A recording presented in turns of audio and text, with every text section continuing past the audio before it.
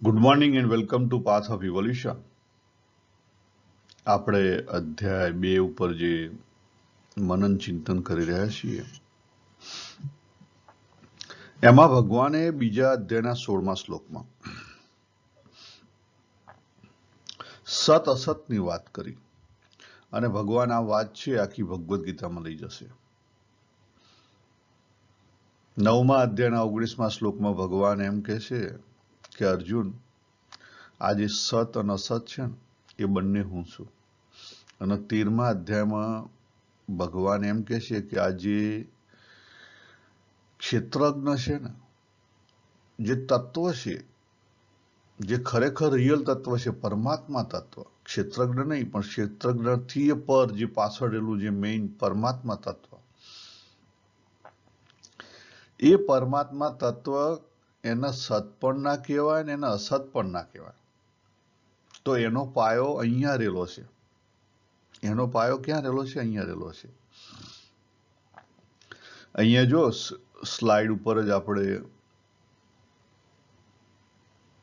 મૂકેલું છે કે જે પ્રકૃતિ છે, અસત એટલે પ્રકૃતિ અને સત એટલે પુરુષ, પણ પુરુષ અને પ્રકૃતિની પાછળ કોણ ઉભેલું છે? પરમાત્મા તત્વ. આ વસ્તુ યાદ રાખવી ઘટે. એ પરમાત્મા તત્વ જ્યારે જાગે ત્યારે પુરુષ રૂપમાં હોય અને ત્યારે પ્રકૃતિ તરત જ ખબર પડે કે આ મારી પ્રકૃતિ છે. અને પછી પ્રકૃતિ રેલાય છે. શું થાય છે? પછી પ્રકૃતિ રેલાય છે. રેલાય છે એટલે પહેલું જ રેલાણી એમાં જે સૂક્ષ્મ શક્તિ છે એ જીવ તરીકે તમને ઓળખાય, પરા ને પરા. પછીથી આગળ રેલાય ત્યારે માઇન્ડમાં ખબર પડે. માઇન્ડના પછી 4 ભાગ છે.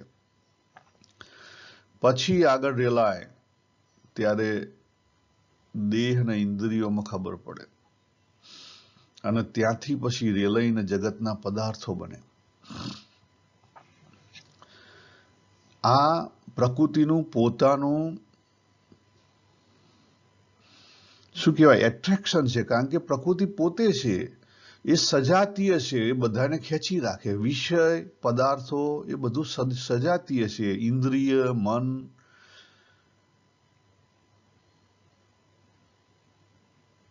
જેમ પથ્થર છે એમ ઉપર નાખીએ સીધો પાછો આવે. જે આપણી પૃથ્વી છે એનાથી એક ડિસ્ટન્સ રાખીને ચંદ્ર ફર્યા કરે, પૃથ્વી સૂર્યની આજુબાજુ ફર્યા કરે. ખ્યાલ આવ્યો? આ બધું એટ્રેક્શન મૂકેલું છે. એની અંદર મૂળ કોણ કામ કરે છે? ગુણો. સત્વ ગુણ પોઝિટિવ તરફ જાય તો તમો ગુણ નેગેટિવ તરફ જાય. એ ઓટો ઓન થાય. કેવું થાય? ઓટો ઓન થાય. પણ શક્તિ રેલા એ રજોગુણ. શક્તિ રેલા એ રજોગુણ. આપણે આપણા બાળકોને પ્રેમ કરીએ એટલે ઓટોમેટિકલી જે એનો વિરોધી જે એનર્જી છે ઓટોમેટિકલી સંગ્રહાય. એમાં પછી સંગ્રહવી ના પડે, ઓટો થાય. તમે કહેશો આવું હોય? હા, આવું હોય. એ ઓટો ઓન થાય અને ઓટો ઓન થઈ અને સંગ્રહાયેલી પડી રહે. જ્યારે બાળક તમારાથી દૂર હોય ત્યારે તમને જે વિરહ આવે, અથવા આપણું સગા સંબંધી જ્યારે મરી જાય ને આપણને જે વિરહ આવે, એ વિરહ એ એનર્જી છે. એ વિરહ આપણે રિલીઝ કરવાનો છે. જો રિલીઝ કરી દઈએ તો આપણે કેવા થઈ જઈએ? સમત્વમાં આવી જઈએ અને આપણે આપણા તરફથી મુક્ત થઈ જઈએ. એટલા માટે તો આપણો સંબંધી હોય એની પાછળ શોક કેમ કરાય છે? એનું કારણ આ છે. કરવો જોઈએ, એમાં ખોટું નથી, સાચી રીતે. તો જે બ્લોક કરેલી એનર્જી છે ને એ રિલીઝ થઈ જાય. જો તમે બ્લોક કરેલી એનર્જી રિલીઝ નહીં કરો તો ફૂટી નીકળશે. કારણ કે એનર્જી ઇમ્બેલેન્સમાં જતી રહી. અંદર જે જીવ છે એના માટે એ શું થઈ ગઈ? એકલી પડી ગઈ. એ એકલી પડી ગયેલી એનર્જીને તમે રિલીઝ ના કરો, તમારે આગલા જન્મમાં લઈ જવી પડે અને એને રિલીઝ કરવી પડે. આ સિદ્ધાંત વાત છે, યાદ રાખો. અહીંયા જો ક્લિયરલી લખ્યું છે કે અસત વસ્તુનું તત્વ પણ કેવું છે? સત છે. અને સત વસ્તુનું તત્વ પણ સત છે. એટલે બંને જે સત અને અસત કહેવામાં આવ્યા છે જગતમાં, એ બંનેનું તત્વ કેવું છે? એક જ છે, પરમાત્મા.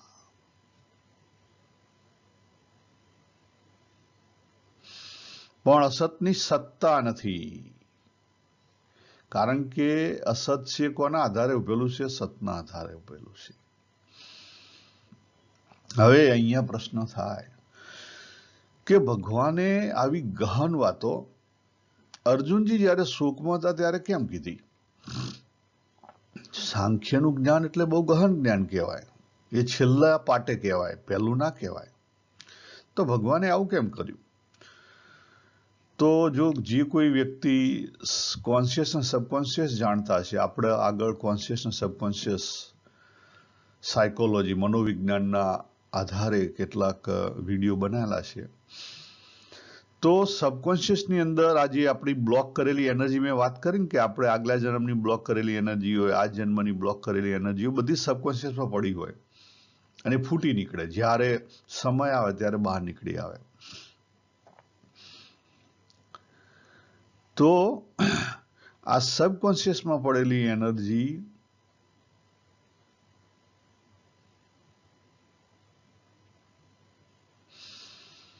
બહાર આવે, એના સમય સંજોગો જો ઊભા થાય, તરત જ એ એનર્જી ફુવારાની માફક બહાર આવે, પછી એને કોઈ રોકી ના શકે, તમારો કંટ્રોલ જતો રહે. તો સબકોન્શિયસ જ્યારે વ્યક્તિ ઇમોશનલ હોય ને, એટલે આંધળો થઈ જાય, એટલે કોન્શિયસ માઇન્ડ એનું શું થઈ જાય? ડલ થઈ જાય. કોન્શિયસ એટલે અર્જુનજી શોકમાં છે. અર્જુનજી શોકમાં છે એનો અર્થ શું થયો? કે એમનું કોન્શિયસ માઇન્ડ કામ નથી કરી શકતું. અને જ્યારે કોન્શિયસ માઇન્ડ કામ ના કરી શકતું હોય, ત્યારે જો સબકોન્શિયસ માઇન્ડ ની અંદર નવી વાત મૂકી દેવામાં આવે, તો એ સબકોન્શિયસમાં પહેરી જાય. અને એક વાર વાત સબકોન્શિયસમાં પેસી જાય પછી એ કામ કરે, પછી અંદરનું સબકોન્શિયસ માઇન્ડ બદલી દે. આજે અર્જુનજીની બિલીફો છે એને બદલવા માટે ભગવાને સીધો જ પહેલી જ વાર સીધું સાંખ્ય જ્ઞાન આપ્યું. જો કામ કરી જાય તો ઠીક છે, ના કામ કરે તો પછી મુશ્કેલી. આપણે પણ એવું જ છે. આપણને આટલી બધી કથાઓ થાય છે અને આપણે આટલી બધી શું કહેવાય કે આટલી બધી સાધના કરીએ છીએ, છતાં ખરેખર જેમ છે તેમ અનુભવો કેમ નથી થતા? આપણને જેમ છે કેમ નથી થતા?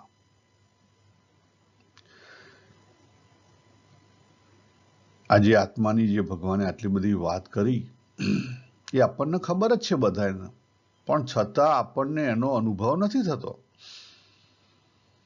અવિનાશી જાણ, નિત્ય દેહી આત્મા, બરાબર, અવ્યય છે, આત્માને મારવા વાળો સમજે તો પણ ખોટું, બરાબર, મરેલો ખોટું, ખ્યાલ આવે? આત્મા જન્મતો નથી, મરતો નથી, ખ્યાલ આવે? આ બધી વસ્તુ વાત કરી. અજન્મ છે, નિત્ય છે, શાશ્વત છે, પુરાતન છે, અવિનાશી છે, નિત્ય અને અવ્યય સ્વરૂપ છે. આટલી બધી ભગવાને વાત કરી, છતાં આપણને શબ્દથી તો બધી ખબર છે. આજે નાના બાળકને પૂછો ભારતની અંદર, તો એ કહેશે કે હમ બ્રહ્માસ્મિ, આત્મા અમર છે. પણ આજે આત્મા અમર છે જે વાત આપણે બુદ્ધિથી વાપરીએ છીએ, કહેતા આપણા કોન્શિયસ માઇન્ડથી જે વાપરવાનો આપણે પ્રયત્ન કરીએ છીએ, એ આપણને બહુ મોટી મુશ્કેલી ઊભી કરે છે. કારણ કે આપણું માઇન્ડ છે ને, આપણા ઘરની અંદર જ કોકને મરેલા જોઈએ એટલે તરત જ આપણું માઇન્ડ પ્રિટેન્ડિંગ કરે, અવળું વર્તવાનો પ્રયત્ન કરે. કારણ કે એ દુઃખ એની ઉપર ના આવે, એ ભય એની ઉપર ના આવે, એના માટે માઇન્ડ પોતે ગઢ તૈયાર કરે. અને કયો ગઢ આર્યો? આત્મા અમર છે. પહેલી ભૂલ આપણે આ કરીએ છીએ કે આપણે શબ્દનું જ્ઞાન પકડ્યું છે અને એ શબ્દ જ્ઞાનના આધારે આપણે જે આપણી રિયાલિટી છે એને છુપાઈ દઈએ છીએ. આપણે રિયાલિટીને છુપાઈ અને વર્તનારા કાયર પુરુષો છીએ. કાયર પુરુષ એટલે ભાઈ પુરુષ હોય કે સ્ત્રી હોય.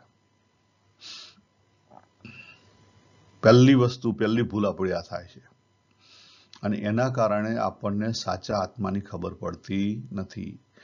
સાચો અનુભવ થતો નથી કે આત્મા અજન્મો છે, નિત્ય છે, શાશ્વત છે કે પુરાતન છે. બીજી વસ્તુ, આપણી ઇન્ડિયાની અંદર તમે જો, આપણે બધા જ આસ્તિક છીએ. કેવા છીએ? આસ્તિક છીએ. પણ આપણે કેવા આસ્તિક છીએ? જૂઠા આસ્તિક છીએ. આપણી આસ્તિકતા કેવી છે? જૂઠી છે. સાચી મીરાબાઈ જેવી આસ્તિકતા નથી. આપણી આસ્તિકતા જૂઠી છે. કેમ? જૂઠી આસ્તિકતા કેવી હોય? દંભવાળી હોય. કેવી હોય? દંભવાળી. જ્યાં સુધી આપણી અંદર દંભ રહેલો છે ત્યાં સુધી આપણી આસ્તિકતા જૂઠી છે.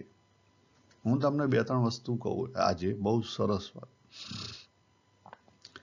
આપણે જે ભગવદ્ ગીતા કહે છે ને એનાથી બહારથી એ જાણીએ છીએ પણ અંદરથી એનાથી વિરુદ્ધ વર્તન કરીએ છીએ. પહેલું વર્તન તો મેં તમને કીધું એ કે આપણને ખબર છે કે આપણો દેહ પડવાનો છે, આપણું મૃત્યુ છે. એને સાચા અર્થમાં આપણું સાચું સ્વરૂપ ઓળખવાની જગ્યાએ પહેલી જ વસ્તુ આપણે મન દ્વારા, માઇન્ડ દ્વારા પ્રિટેન્ડિંગ કરીએ છીએ કે આત્મા તો અમર છે, આમાં કાં મૃત્યુ છે, એ તો બધું આ શરીરનું છે. એટલે આપણી અંદર જે ભય છે એ ભય એમને એમ રહેશે. મૃત્યુનો ભય એમને એમ છે. આપણે ખાલી ઉપર બરફની પાટ મૂકી દીધી. બરફની પાટ મૂકવાથી કદાપી સોલ્યુશન નહીં આવે. એટલે આપણે જીવન દરમિયાન જીવનને જાણી નથી શકતા અને મૃત્યુ આવે છે ત્યારે પણ મૃત્યુને જાણી નથી શકતા. એટલા માટે ફરી બીજો જન્મ લેવો પડે છે. અને આપણો અત્યારનો જન્મ પણ એ જ કારણે આવ્યો છે.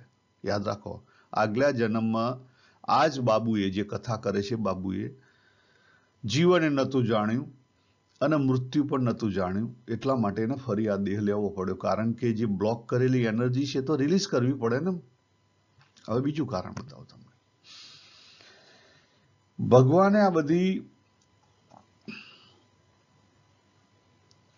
અથવા આપણા શાસ્ત્રો, દરેક ભગવદ્ ગીતા હોય કે વચનામૃત હોય, ગમે તે શાસ્ત્રો આપણા, એ આપણને કહે છે કે નિર્વાસનિક બનો.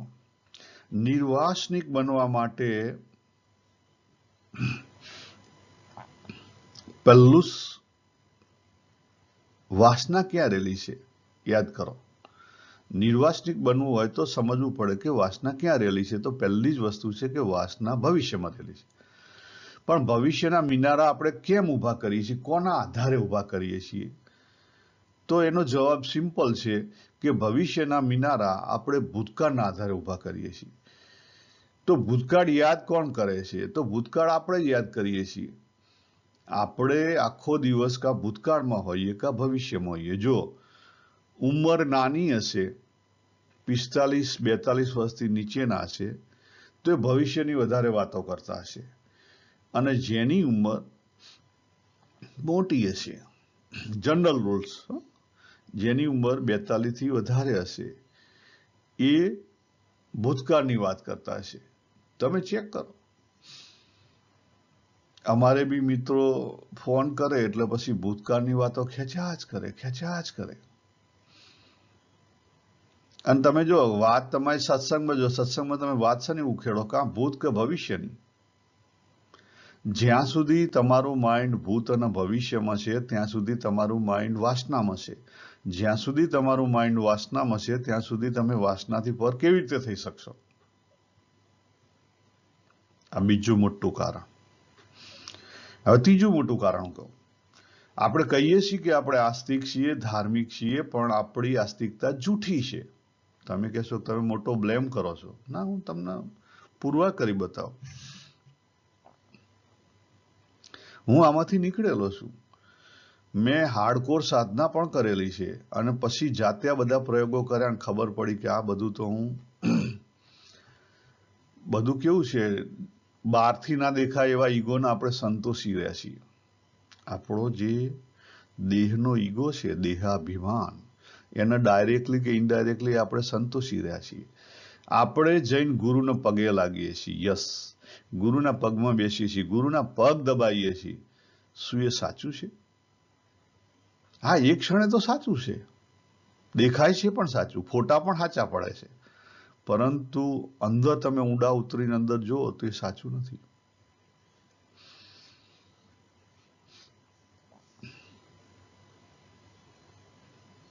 ખરેખર હા, તમે જો અંદર તમારા મનોવિજ્ઞાનમાં તમે સબકોન્શિયસમાં જઈને ચેક કરો તો સાચું નથી.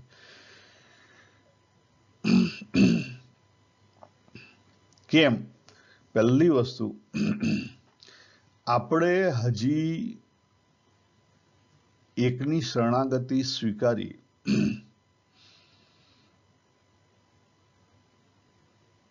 એકની શરણાગતિ સ્વીકારી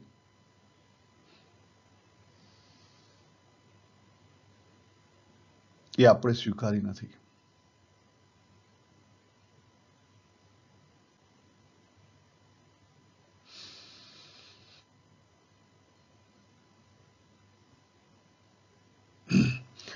મનોવિજ્ઞાન, સાયકોલોજીથી તમે ચેક કરો, તમે તમારા ગુરુના પગમાં બેઠા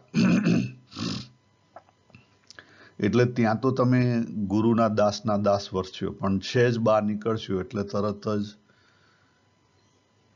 તમે ભેદ પાડશો, ગુરુ અને ગુરુના ચેલા અને ગુરુના ગુરુ, બરાબર? આ ભેદ પાડવા માંડ્યા અને એનો શું થયો કે તમારું માઇન્ડ ભેદમાં છે. યાદ રાખો, આ સાયકોલોજીકલ પોઈન્ટ છે, તમારું માઇન્ડ ભેદમાં છે. જ્યારે તમારું માઇન્ડ ભેદમાં હોય ત્યારે અંદરથી તમે વેચાયેલા છો, અંદરથી તમે અનેકતામાં વેચાયેલા છો. જ્યાં સુધી તમે અંદરથી અનેકતામાં છો ત્યાં સુધી તમે ગમે તે કરો, બહારની એકતા તમારી જોડે આવી ના શકે. બહારનું એક આવે તો અંદરનું એક થાય. યાદ રાખો, કે અંદરનું એક થાય તો બહારનું એક થાય. આ મોટામાં મોટો સાયકોલોજીકલ સિદ્ધાંત છે.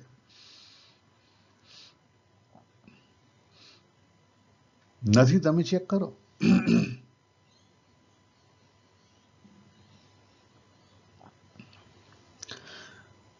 તમે તરત જ બહાર નીકળીને તરત જ અનેકતામાં વેચાઈ જશો. જ્યાં સુધી બહાર નીકળીને અનેકતામાં વેચાઈ જાઓ ત્યાં સુધી તમારું કામ કદાપી નહીં થાય. મીરાબાઈ ચેક કરો, એક એટલે એક. બીજા બધા હશે પણ એની વેલ્યુ કેવી? નિયરલી 0. આપણે કેવું છે? આપણે એવું નથી. આપણે દરેકની વેલ્યુ છે. આપણા ગુરુની 60% છે, એના ગુરુની પાછી 40% છે, એના શિષ્યોની પાછી કોકની 5% છે, કોકની 2% છે, કોકની 10% છે, કોકની 20% છે, કોકની જોડે વધારે પડતું ફાવતું હોય તો એની 70% છે.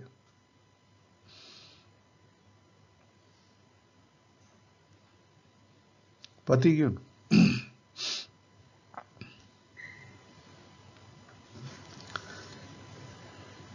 એટલે આપણી જે આસ્તિકતા છે એ ખરેખર જૂઠી શ્રદ્ધા ઉપર બેઠેલી છે, જૂઠી આસ્તિકતા છે, જૂઠી શ્રદ્ધા છે.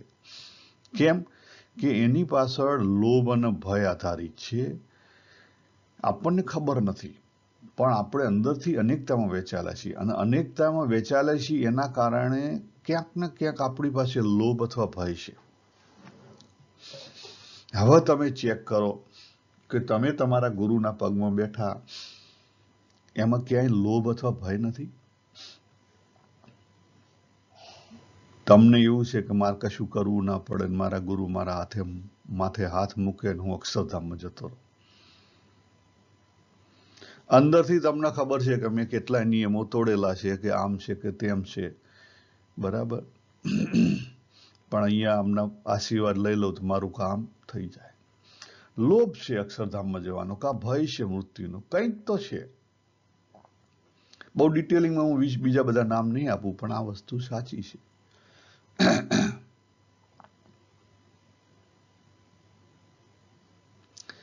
ત્રીજી વસ્તુ, હવે જોજો, ત્રીજી વસ્તુ હું તમને કહું કે જ્યાં સુધી આપણે બહારની વસ્તુ પકડેલી છે. જ્યાં સુધી આપણને બહારની જ ખબર છે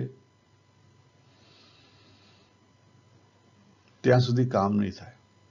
પહેલી વસ્તુ તો યાદ રાખો કે આપણે ભાવવાળા માણસો નથી. આપણે ભાવવાળા માણસો નથી. ભાવવાળું માઇન્ડ આપણું નથી. એક યાદ રાખો. કેમ નથી? તો આપણું એજ્યુકેશન એ પ્રમાણે આપણે તૈયાર થયેલા છીએ. ભાવ ભક્તિ આપણાથી શક્ય જ નથી, કારણ કે આપણે એ રીતે તૈયાર થયેલા. આપણો જમાનો એ રીતનો જમાનો છે. ભાવ ભક્તિનો અર્થ સમજાય છે? એ ચૈતન્ય મહાપ્રભુ અથવા મીરાબાઈ જેવું માઇન્ડ હોવું જોઈએ, એકની પાછળ પાગલ. એ આપણું માઇન્ડ જ નથી. બીજું માઇન્ડસેટ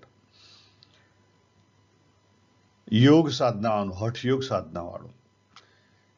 હવે આપણે અડધો કલાક કે કલાક ધ્યાનમાં બેસી નહીં શકતા, અને તમે યોગાસનની વાત કરો, હઠયોગની વાત કરો, પતંજલિ યોગની, એ શક્ય નથી. આપણું આ જમાનાનું શરીર હઠયોગ માટે તૈયાર નથી. જોજો, હું પહેલું ભાવ ભક્તિ આપણા તૈયાર એ રીતે માઇન્ડ થયેલું છે કે જેથી કરીને આપણે ભાવ ભક્તિ કરી કેમ નથી. હઠયોગ આપણાથી થાય એમ નથી. ત્રીજું રહ્યું સાંખ્ય. આ ત્રીજો એક જ માર્ગ બાકી રહ્યો. પણ એની અંદર આટલા બધા પ્રોબ્લેમો છે, કારણ કે આપણે એ જે જ્ઞાન છે એ જ્ઞાન અંદર ટકે એવી વાત તો કરતા જ નથી. એનાથી વિરુદ્ધ જ ચાલીએ છીએ. જ્યાં સુધી આપણી બુદ્ધિ ઉભેલી છે, અને બુદ્ધિની અંદર શું છે? ભેદ છે.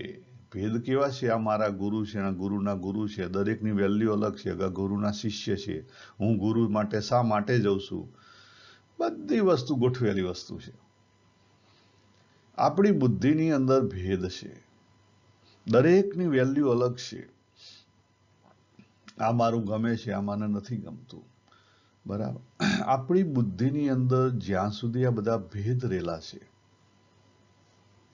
જ્યાં સુધી આપણે વકીલાત કરીએ છીએ. જો તમે જ્ઞાનની રીતે તૈયાર થઈ ગયા અને વકીલાત કરવા માંડો, તમે કદાચ કબીરને ફોલો કરતા હશો, તમે નિરાકારની વકીલાત કરશો. તમે સ્વામિનારાયણ ભગવાનને ફોલો કરતા હશો, તમે સાકારની વકીલાત કરશો. તમે ફસાઈ ગયા છો.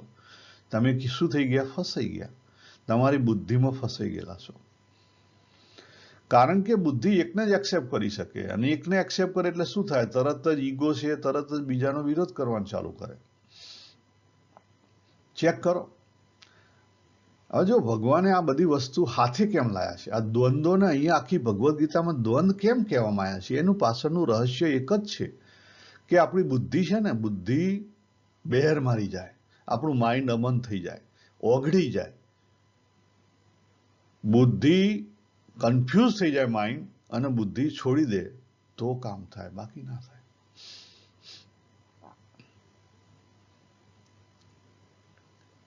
એટલે જે પરમાત્માની પણ વિરોધી વાતો બધી અહીંયા લાયેલા છે ભગવાન. સગુણ અને નિર્ગુણ એક સાથે લાયા છે, સાકાર અને નિરાકારને એક સાથે લાયા છે, સત અસતને એક સાથે લાયા છે.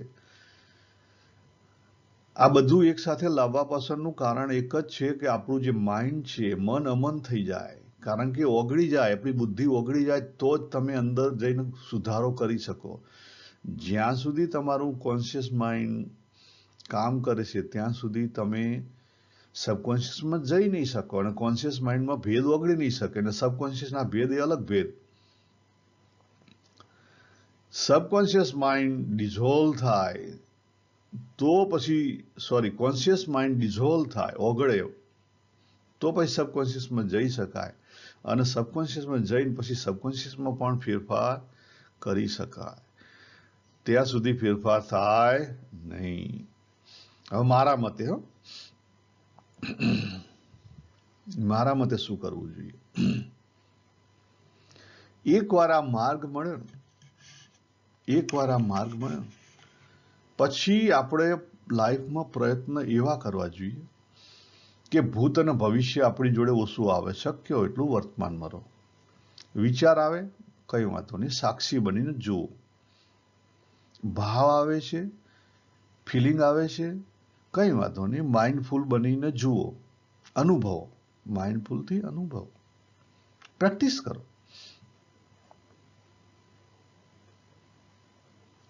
આપણા પોતાના સ્વરૂપને અલગ અલગ રીતે પકડવાનો પ્રયત્ન કરો. વિચાર કરો કે કોઈ આંધળો માણસ છે તો આંધળા માણસનો કેવો અનુભવ હશે, તો આંખ બંધ કરીને અનુભવવાનો પ્રયત્ન કરો. બેરો માણસ હશે તો કેવો અનુભવ હશે, તો ઇન્દ્રિય કાનની બંધ કરીને અનુભવવાનો પ્રયત્ન કરો. મન લાઈક અને ડિસલાઈક, જ્ઞાની માણસો એમનો અનુભવ કેવો હશે, ટ્રાયલ ને એરર જાતે કરો. બુદ્ધિ એક દિવસ એને સ્વિચ ઓફ કરીને પ્રયત્ન કરો, ચેક કરો. આ વસ્તુ તમે કરશો ને તો પછી એ વસ્તુ જે આપણી અંદર જે દ્વંદ ઉભા કરે છે બધા દ્વંદ વેરાવા માંડશે. અંદર એકત્વ આવશે. પહેલું અંદર એકત્વ આવે તો પછી બહાર તમને એકત્વનો ભાવ આવે. એકત્વ નહીં આવે બહાર વ્યવહારમાં તો અનેકતા રહેશે પણ એકત્વનો ભાવ આવશે. તમારી દ્રષ્ટિ બદલાશે. ત્યાં સુધી કદાપી દ્રષ્ટિ નહીં બદલાય, નહીં બદલાય, નહીં બદલાય. આ બધી જ ટ્રાયલ ને એરર મેં કરી છે. તમે ચેક કરો જાતે. આપણે અત્યારે હાલ બહુ સારા સત્સંગી થઈ આપણી જાતને ઉઠા ભણાવીએ છીએ. ચેક કરો જાતે. તમને એવું લાગે છે કે તમે રવિ સભામાં 5 વાગે જવાનો જે નિયમ તમે પાડો છો એ તમે પાડો છો? ના. એકવાર રૂટીનમાં થઈ ગયું સબકોન્શિયસ, પછી સબકોન્શિયસ ઊભું કરે છે. ચેક કરો.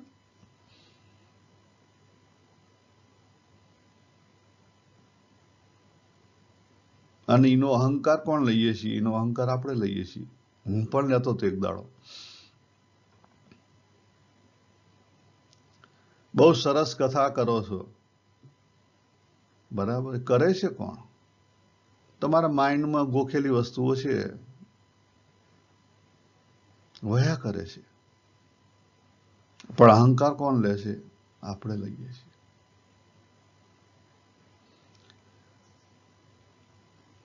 દાદા ને કાકા બનીને ફરીએ ને જ્ઞાનની વાતો કરીએ, એ કામ નહીં લાગે મહારાજ. જ્યાં સુધી અંદર બધી ઓગળી નહીં જાય ત્યાં સુધી કોઈ કામ લાગશે નહીં. આપણી ઘડિયાળ છે ને 8 અને 4 ની અંદર ફર્યા કરે છે. આપણી ઘડિયાળ 6 થી 4 ની અંદર પાછી ના જાય એટલે આપણે બહુ હોશિયાર થઈ ગયા છે એટલે વચ્ચે બરફની પાટ મૂકી દઈએ છીએ અને મેક શ્યોર એ ઘડિયાળ 6 થી 8 ની વચ્ચે જ ફર્યા કરે. 6 થી 8 ની વચ્ચે જ ફર્યા કરે એટલે 9 આગળ આપણે પાછી પાટ મૂકી દઈએ બરફની. એટલે 1/4 આપણું જીવન આપણે અનુભવીએ છીએ. જે આપણું અનુભવ જીવન છે આપણે 1/4 અનુભવીએ છીએ. એટલે શું થવાનું?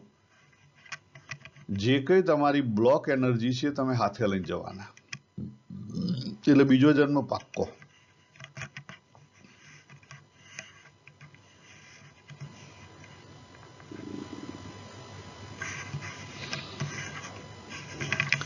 તો આની ઉપર ચિંતન કરજો, જાતે અનુભવ કરજો, જાતે પ્રેક્ટિસ કરો તો ખબર પડશે. જાતે અનુભવ કરો, ચેક કરો તમે સાચા આસ્તિક છો, સાચા શ્રદ્ધાવાળા છો. સાચી શ્રદ્ધા એટલે શું? તમે એકમાં વેચાયેલા છો, તમે અનેકમાં વેચાયેલા છો, કે તમે અનંતમાં છો? ચેક કરો જાતે.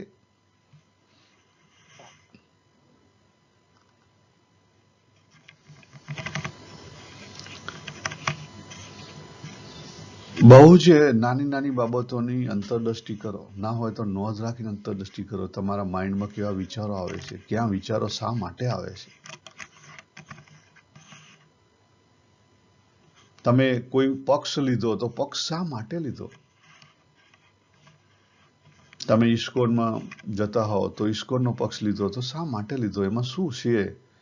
કોણે તમને ખેંચ્યા? તમે સ્વામીમાં જતા હોય તો કોણે લીધું? ઈસ્કોનમાં તમે સાકારવાદમાં બેઠા, કોણે કારણે બેઠા? ભગવાન માત્ર સાકાર છે.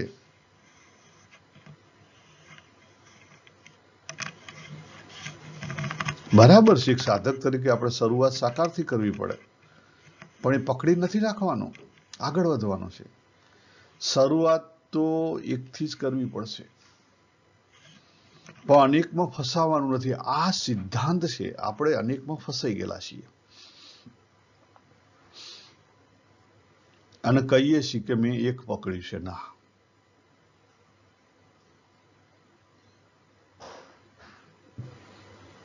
તો અહીંયા આપણે પૂરું કરીએ. સર્વેને જય શ્રી કૃષ્ણ. હરિઓમ તત્સત. હરિઓમ તત્સત.